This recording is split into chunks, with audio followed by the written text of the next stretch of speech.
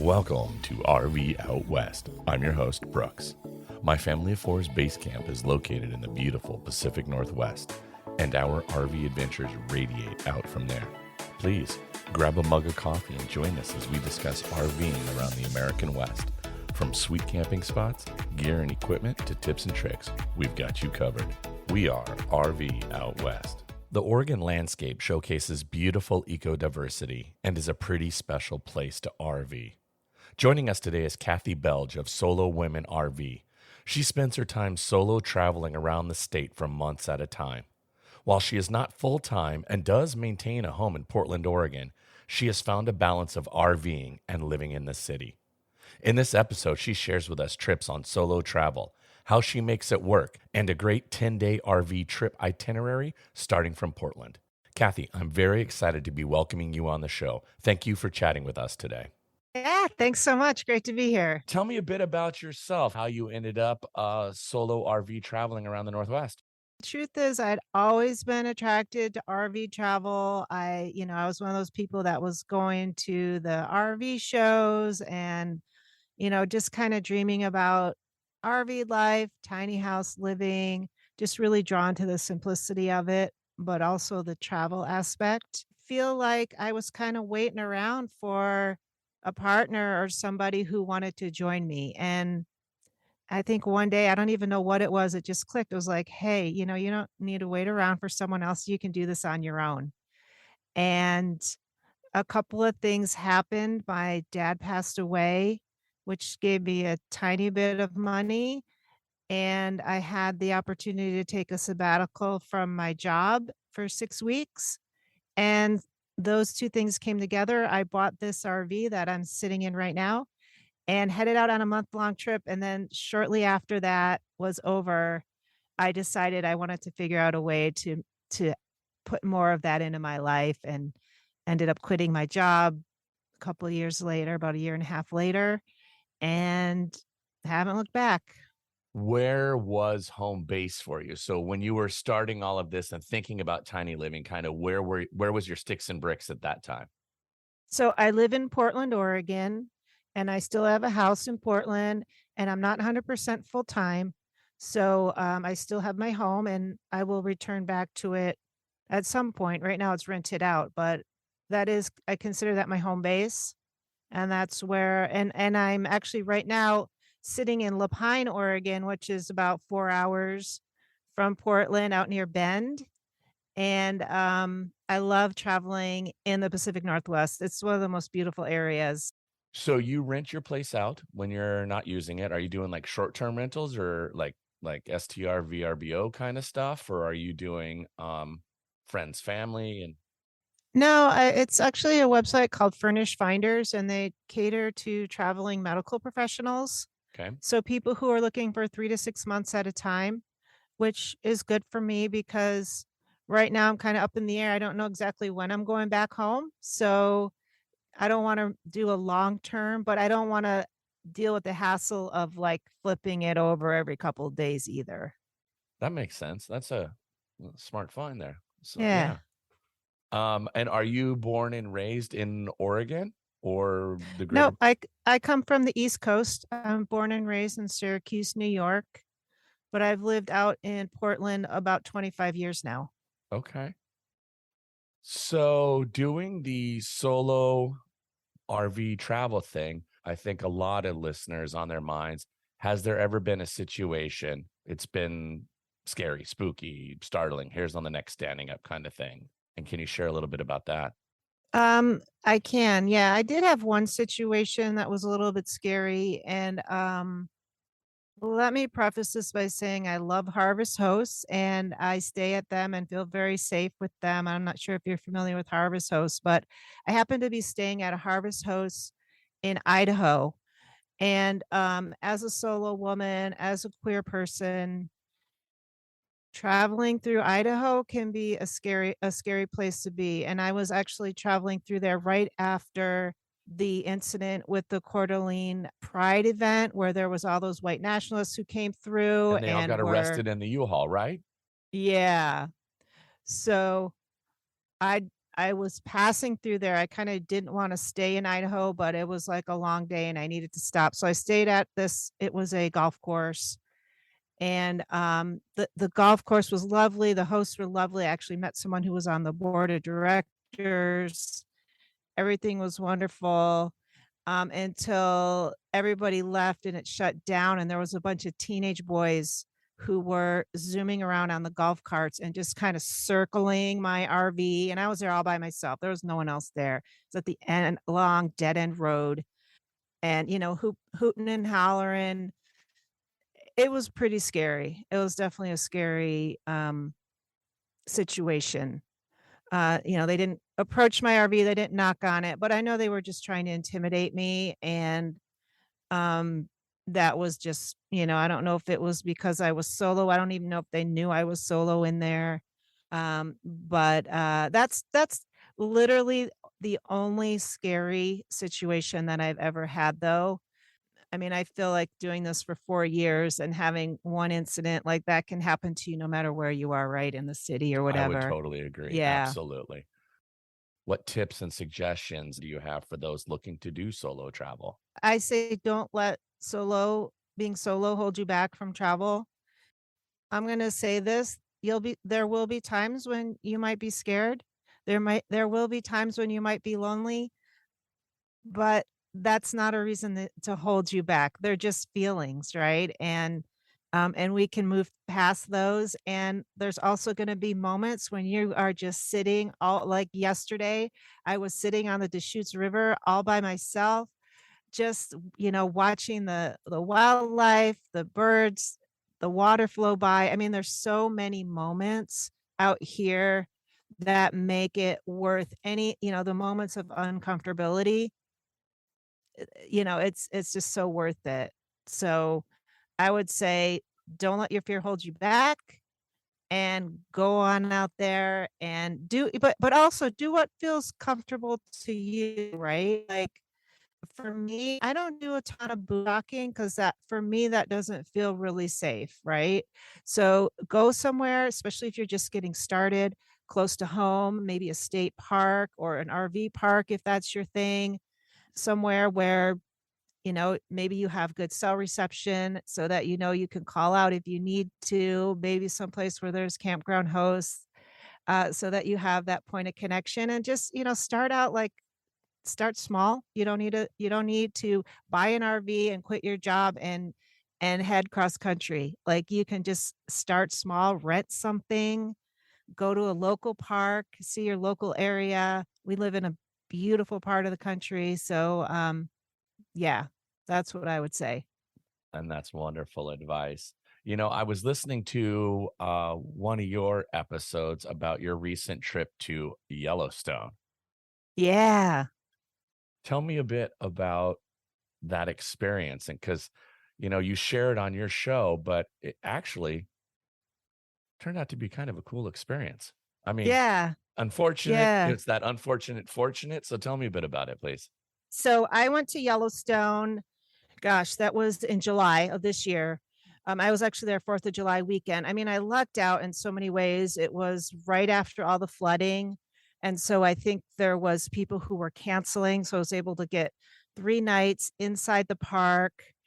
But, as I was driving in, I started to notice my van just kinda didn't have the umph that it normally has. You're in a pretty high altitude there at Yellowstone. Some of the people were suggesting that maybe it was the altitude and try putting this stuff in your gas to clean it out and whatnot. Anyway, I had 3 nice days in Yellowstone, got to drive around a bit, but didn't really explore all that much because I was a little anxious about the vehicle. Literally, as I was on my way out of the park on the 4th of July, I stopped, at a waterfall, like, near the south entrance on my way into the Tetons and came back to my car and in the van, and it wouldn't start. So Oy. what ended up happening was I ended up getting towed. They have service stations within Yellowstone, so that was pretty fortuitous, and I was able I mean, I was in an area with no cell reception, but I do travel with a bike. So I rode my bike up to the ranger station. They ended up giving me a lift up to the service station where I got the tow truck and they drove down and he was actually able to get my van started and I drove it back. Pretty much diagnosed it with needing a new transmission. And so they got it so that I could drive it. I would have to, put it in neutral to start it. And it wasn't, it was basically missing like second gear. Um, and so anyway, I was able to come back to Portland and get it fixed. But I guess the fortunate part was I got an extra free night in Yellowstone. So that happened.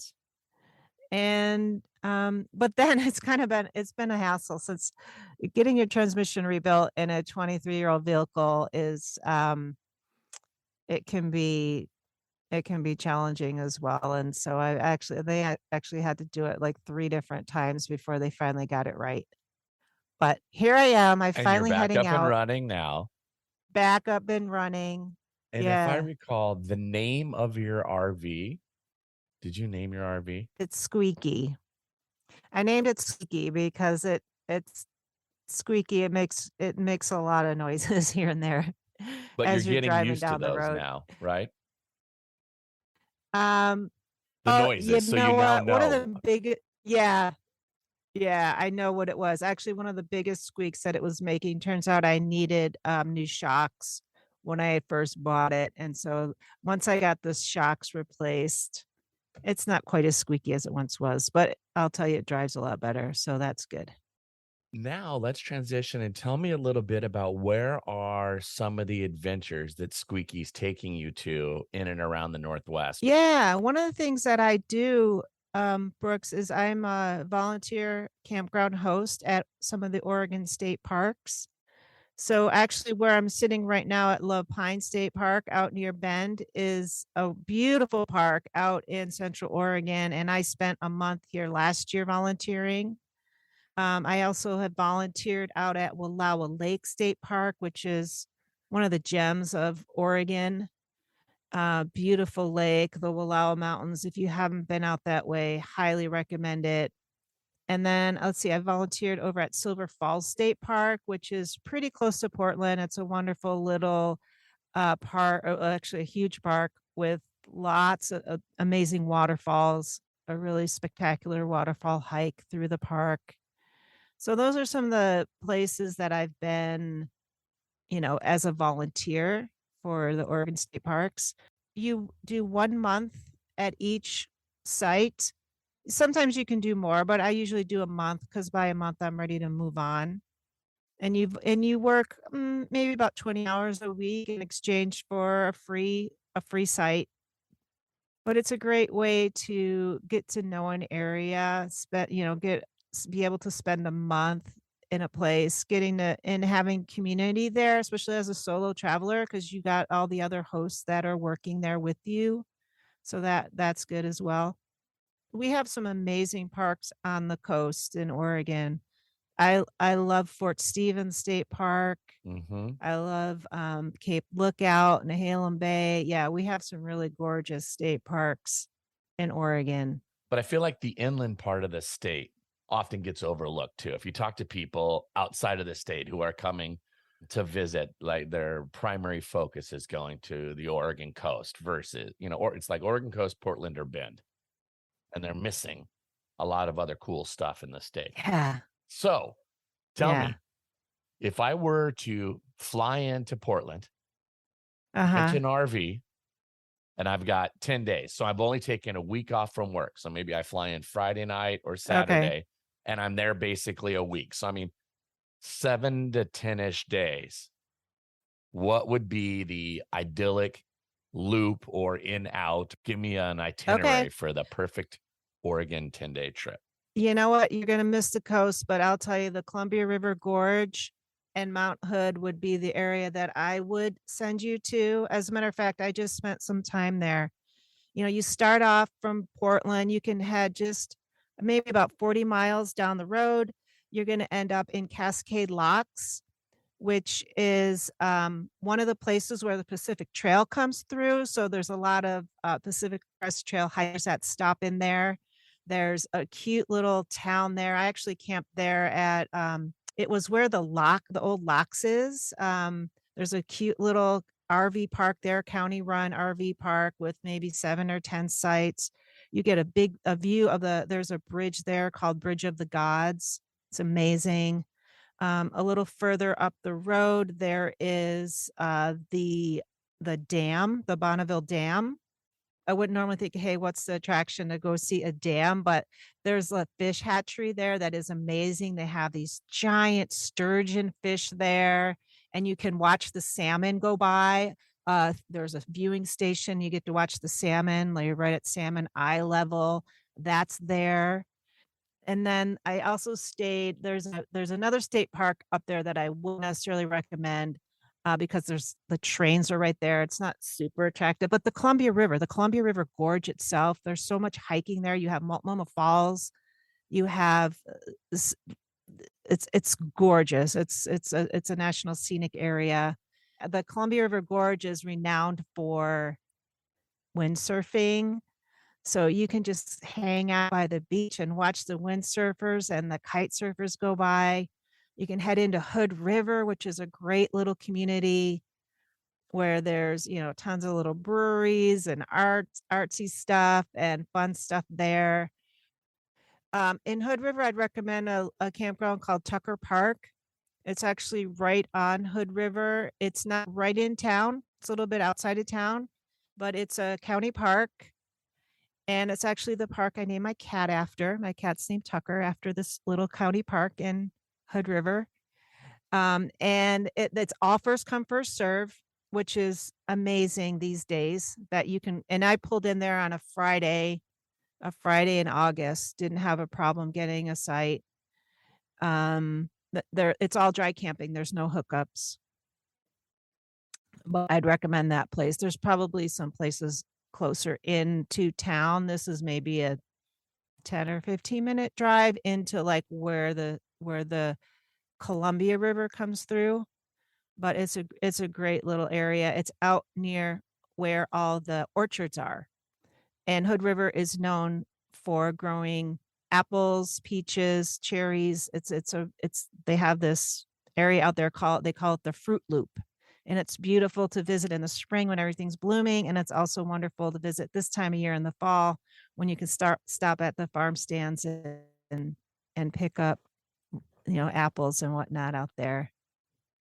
From there, I would head up Highway 35 towards Mount Hood.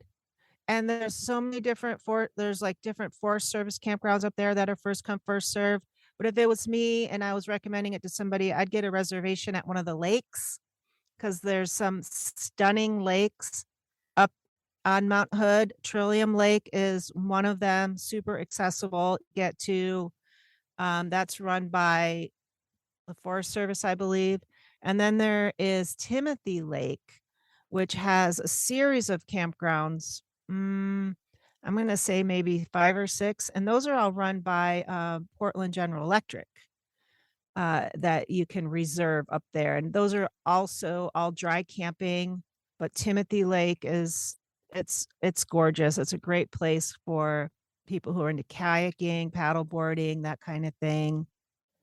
And then I would probably from there, so that would be my 10-day itinerary, because I would take time at each of these spots.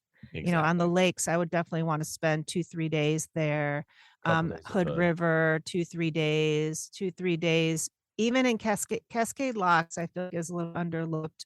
And you can access so many of the amazing hiking trails from there. On the Columbia River has, I forget, there's like 10 or 12 different scenic waterfalls, and you can hike at all of them.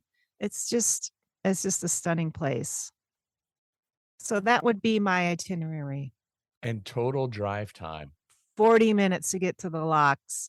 And then from there, there's another hour to Hood River. Up to Mount Hood is, I'm not 100% sure. I haven't driven that recently, but Okay, You but know, still, I I mean, mean, this they're whole you could do the whole loop.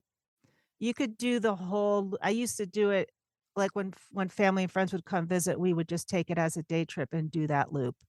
It would okay, take about 5 or 6 hours great. So it's driving it with stops and whatnot. right. So it's an easy Yeah, drive to do with an RV, especially if it's an RV you've rented and you're not super familiar with or comfortable with how it operates. So and that's you're just not gonna yeah, yeah, that's and great. you're not gonna spend a lot on gas. Right. So, yeah. Yeah, Yeah, so that would be my suggested itinerary, yeah, that's wonderful. Thank for you an so much for inland trip. yeah, I thanks also for sharing do that. love the coast, though. I do love the coast, and I would also recommend if you could squeeze in some time at the coast to do that as well. I love Astoria. Yeah, I love, Fort Stevens State Park is one of my favorites. Yeah, it's right there. It's beautiful. Time it with a raising razor clam dig and you're getting dinner. Yes. Yeah, it's so good. Yeah. Tell me, where can people find you on social media? Where can they find your podcast and how they can follow along with your adventures? My podcast is called the Solo Women RV Podcast, and I also have a blog, solowomenrv.com. So those are 2 of the best places to find, like, RV related stuff with me.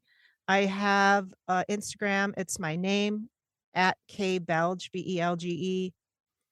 And I also just recently started a Facebook group for solo women RVers. So if people want to who are solo out there want to connect with community, they can I don't know how easy things show up in search on Facebook, but there is a Facebook group called Solo Women RVers that I facilitate. Well, again, Kathy, thank you so much for taking the time to speak with me here on RV Out West. I really appreciate it. It was delightful to hear about some of your adventures and your RVing travels. And thanks for some tips on, staying safe on the road. Yeah. Yeah. Thanks, Brooks. I appreciate being on here.